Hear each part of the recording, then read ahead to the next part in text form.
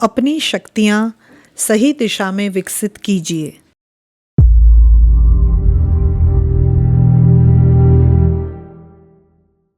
विश्वासी मनुष्य विश्व विजय कर सकता है, इसमें संदेह नहीं। जिसको अपने पर, अपने चरित्र पर, अपनी शक्तियों पर, अपनी आत्मा और परमात्मा पर विश्वास है, वह मरुभूमि को मालवा बना सकता है, मनुष्य से देवता और नगण्य से गण्यमान बन सकता है।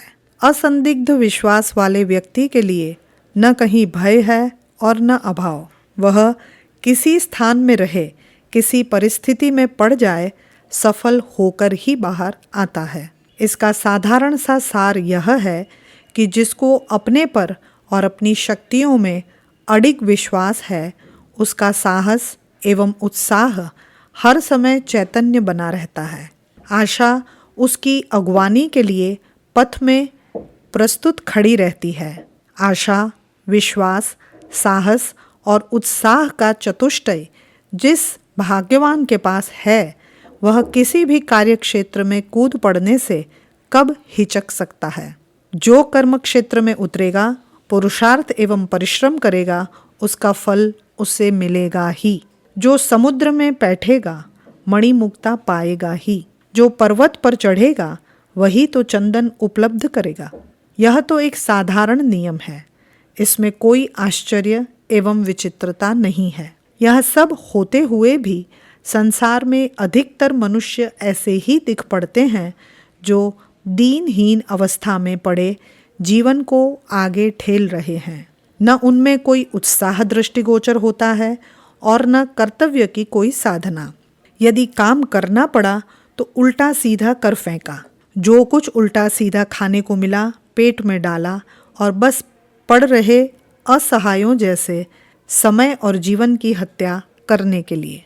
बड़ा आश्चर्य होता है कि ऐसे आदमियों की यह समझ में क्यों नहीं आता कि उनका यही जीवन यापन मृत्यु यापन का ही एक स्वरूप है। केवल हाथ पैरों का हिलडुल सकना और श्वासों का आवागमन ही जीवन का प्रमाण नहीं है। यह तो केवल मिट्टी और आदमी के बीच अंतर का सूचक है। जीवन का चिन्ह तो मनुष्य की प्रगति एवं विकास है। उसके वे कर्तव्य हैं जो अपना और दूसरों का कुछ भला कर सके। जीवन का लक्षण मनुष्य की वे भावनाएं एवं विचार हैं जिनमें कुछ ताजगी, कुछ प्रेरणा और स्फूर्ति हो।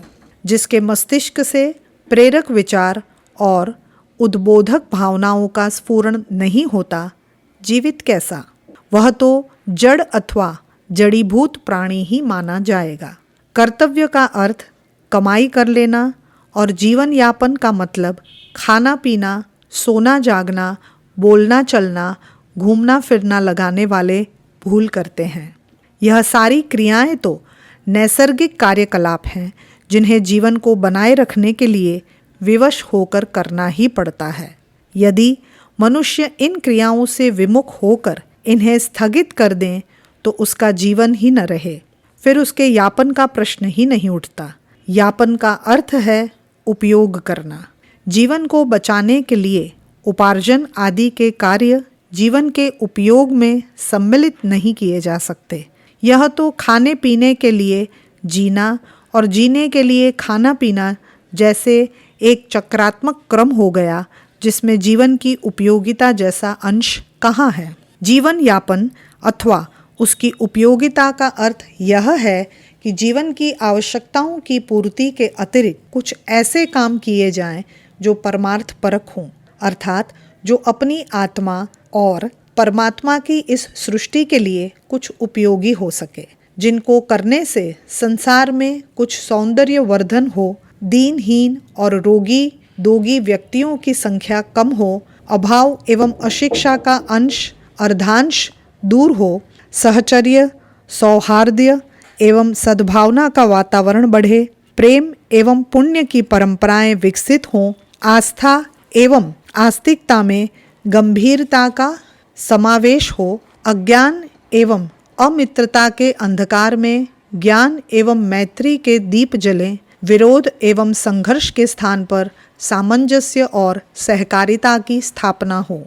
आदि अनेक ऐसे सत्कर्म एवं सद्विचार हो सकते हैं जिनके प्रसार एवं प्रकाश से हमारा संसार स्वर्गोपम स्थिति की ओर अग्रसर हो सकता है। यदि हमारे जीवन का थोड़ा सा भी अंश इस स्वर्गीय उद्देश्य के लिए नहीं लगता और खाने कमाने, भोगने और बचाने में ही लग जाता है, तो मानना पड़ेगा कि हमने जीवन यापन नहीं किया, उसका विनाश किया है, हत्या की है और हम समाज का बहुत कुछ चुराकर उसको वंचित करके आत्मघात के अपराधी हुए हैं। यह मनुष्यता के लिए कलंक एवं लज्जा की बात है।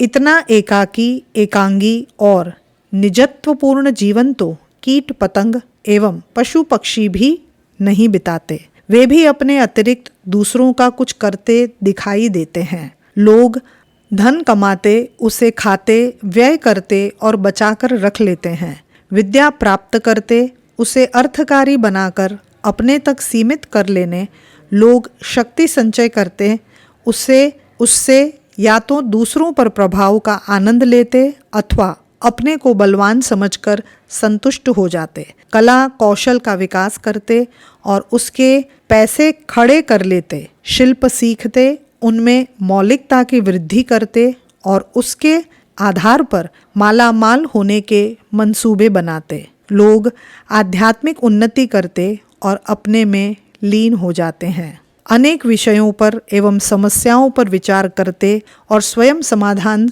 समझकर चुप हो जाते। यह और इस प्रकार की सारी बातें घोर स्वार्थपरता है। अपने स्वार्थ तक अपनी उन्नति एवं विकास को सीमित कर लेना अथवा उन्नति एवं विकास न करना एक ही बात है। कोई भी गुण, कोई भी विशेषता, कोई भी कला अथवा कोई भी उपलब्धि जो संसार एवं समाज के काम नहीं आती, व्यर्थ एवं निरर्थक है। अस्तु, इस परिश्रम एवं पुरुषार्थ की निरर्थकता से बचने के लिए अपने से बाहर निकलकर विशेषताओं एवं उपलब्धियों का प्रसारण कीजिए और तब देखिए कि आपको उस स्थिति से शत सहस्त्र गुना सुख संतोष मिलता और लोक के साथ परलोक का भी सुधार होता है। आपने प्रयत्न किया और परमात्मा ने आपको धन दिया।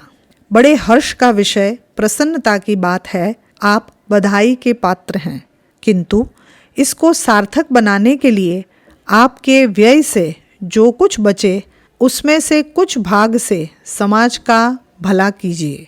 न जाने कितने ज़रूरतमंद अपनी जिंदगी जो कि उपयोगी हो सकती है, इसके अभाव में नष्ट कर रहे हैं।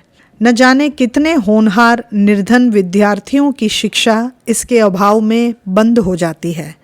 न जाने कितने समाज सेवी और सत्पुरुष आर्थिक असुविधा के साथ हाथ पैर बांधे यथास्थान तड़पते रहते हैं। न जाने कितनी भूखी आत्माएं अकाल में ही शरीर त्याग देती है। न जाने कितने अनाथ एवं अपाहिज बच्चे यातना भरी आँखों से टुकुर टुकुर देखा करते हैं। अपने धन का उपयोग इनकी सहायता करने में करिए। इससे आपको यश एवं पुण्य का लाभ तो होगा ही, साथ ही आपका वह समय जिसे आवश्यकता से अधिक धन कमाने में लगाया था, अब जीवन यापन अथवा उपभोग में गिना जाएगा। इसी प्रकार यदि आप विद्वान, कुशल, शिल्पी, विचारक, बलवान आदि किन्हीं भी विशेषताओं से विभूषित क्यों न हो, उससे समाज को प्रभावित करने और लाभ उठाने के स्थान पर उसकी सेवा, सहायता एवं सांत्वना कीजिए। आपके गुण, आपकी विशेषताएं अपनी संज्ञा से आगे बढ़कर पुण्य एवं परमार्थ की उपाधि प्राप्त कर लेगी। यदि आपके पास धन दौलत व गुण विशेषताएं कुछ भी नहीं है, आप संतानवान हैं, तो अपनी सभी संतानों को अपने तक अथवा उनके अपने जीवन तक ही सीमित न कर दीजिए। कम से कम एक संतान को अवश्य ही समाज सेवा, लोकहित के लिए प्रेरित कीजिए। यह आवश्यक नहीं कि वह साधु सन्यासी अथवा नेता नायक बनकर ही समाज के लिए आगे बढ़े। वह साधारण नागरिक और गृहस्थ रहकर भी लोकहित के काम कर सकता है। आपका केवल यह कर्तव्य है कि आप उसका निर्माण इस प्रकार से करें कि उसकी वृत्तियां स्वार्थी न होकर परमार्थोन्मुखी हो जाएं। यदि सीमा यहाँ तक हो कि किसी के पास उसके शरीर के अतिरिक्त और कुछ नहीं है, तो वह और कुछ न सही समाज को समय देकर उसकी शारीरिक सेवा करके पुण्यवान बन सकता है। तात्पर्य यह है कि लोकहित के कार्यों के लिए मात्रा अथवा परिमाण का कोई महत्व नहीं है।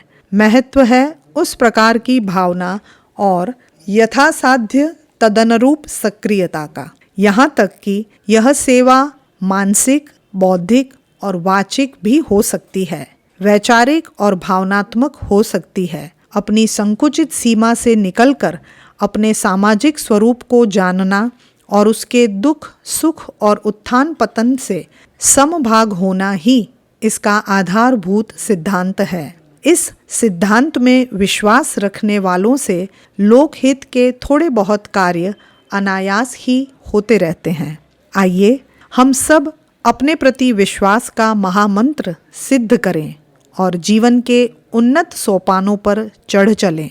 हम जितनी उन्नति कर सकेंगे उतना अपना और समाज का हित कर सकेंगे। यदि हम गई गुजरी और आश्रित अवस्था में अपने को डाले रहें, पर मुखापेक्षी बने रहे, तो स्वयं कुछ भी परमार्थ न कर दूसरों को अपने द्वारा परमार्थ का अवसर देने पर बाध्य होंगे और इस प्रकार अपने स्वयं के जीवन की सार्थकता एवं उपयोगिता से वंचित रह जाएंगे। यह सोचना और यह कहना कि हम किसी योग्य ही नहीं है, हमारे पास है ही क्या जिससे हम उन्नति कर सकते हैं और दूसरों का हित संपादित कर सकते हैं, यह भावना निराशात्मक है। इसको अपने मस्तिष्क से निकाल फेंकिए। आप में उत्साह, साहस और स्फूर्ति के भंडार भरे पड़े हैं। अपने पर विश्वास तो कीजिए, आस्था पूर्वक आगे कदम बढ़ाइए, फिर देखिए कि आपका मार्ग आप से आप स्पष्ट होता जाएगा।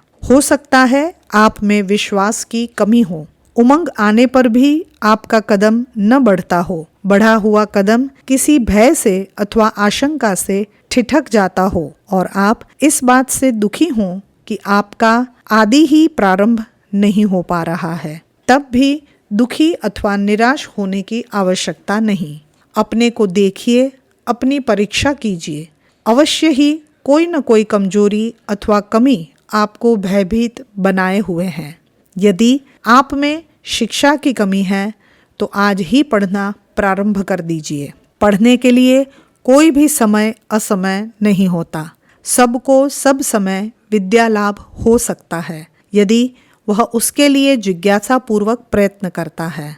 साक्षर बनिए और सत साहित्य का अध्ययन कीजिए। सत साहित्य का अध्ययन मनुष्य के विचार कोश को अनायास ही खोल देता है, प्रकाश एवं प्रेरणा देता है, नई नई योजनाएं और क्रियाओं की प्रेरणा देता है और मनुष्य में आत्मविश्वास की वृद्धि करता है। शिक्षा की कमी दूर होने से मनुष्य की अनेक अन्य कमियां स्वयं दूर हो जाया करती है। अविश्वास, संदेह, शंका और संशय के कुहासे को विद्या की एक किरण बात की बात में विलीन कर देती है। यदि आप में चारित्रिक दुर्बलता है तो चरित्रवानों का संग कीजिए। सज्जनों का सत्संग और उनका जीवन देखने, अध्ययन करने से यह दुर्बलता तो शीघ्र ही दूर हो जाती है।